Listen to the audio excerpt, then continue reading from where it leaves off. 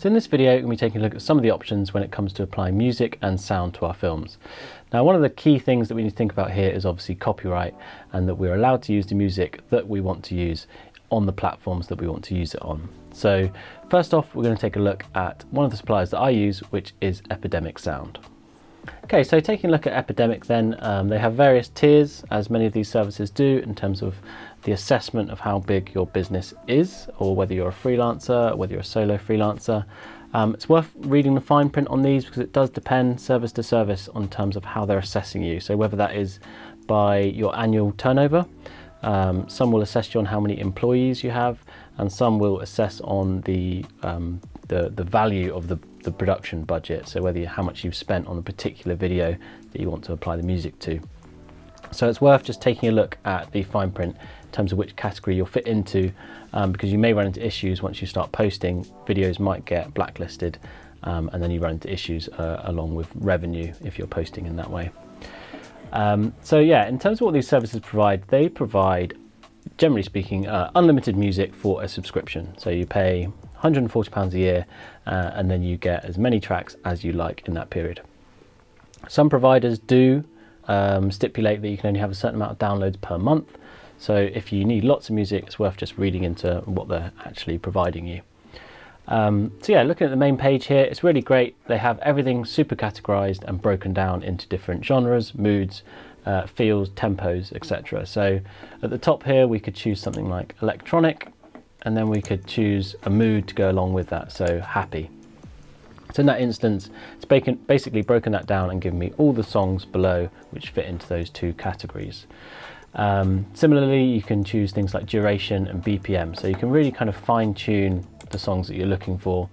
And coming back up to the top, we don't have to dictate genre. We could choose something like epic here, and then that would be lots of epic songs, whether that's rock or electronic. So yeah, everything is like super categorized, just for you to be able to find the exact music that you're looking for. Discover page is really useful as well. I find that as I use these services more and more, they start to learn my brands that I work with, and for that reason, yeah, coming to here and just being able to find songs that it's suggesting that I might like, sometimes really quick way of finding new music. So thinking about these attributes and the kind of musical choices that we make, it's really important that we don't distract from the main video. Often things that I find distracting are things like drums, certainly more high-pitched drums, things like snares and hi-hats. You really don't want those to kind of take over what is trying to be presented, really. So yeah, it's worth really thinking about your musical choices and thinking about whether it's adding to your production or whether it's taking something away. So moving on to Artlist then, very similar to Epidemic Sounds. They provide very similar kind of service, different tiers. Again, like I said before, different categorizations in terms of how they assess you. But yeah, they provide a very similar service where it's music. We can then assess it via, we can then categorize it via mood or video theme, whether it's commercial, and then again, kind of looking at genres, and ambient. So yeah, I find that Artlist in general has quite a lot more parameters in terms of what you can choose from.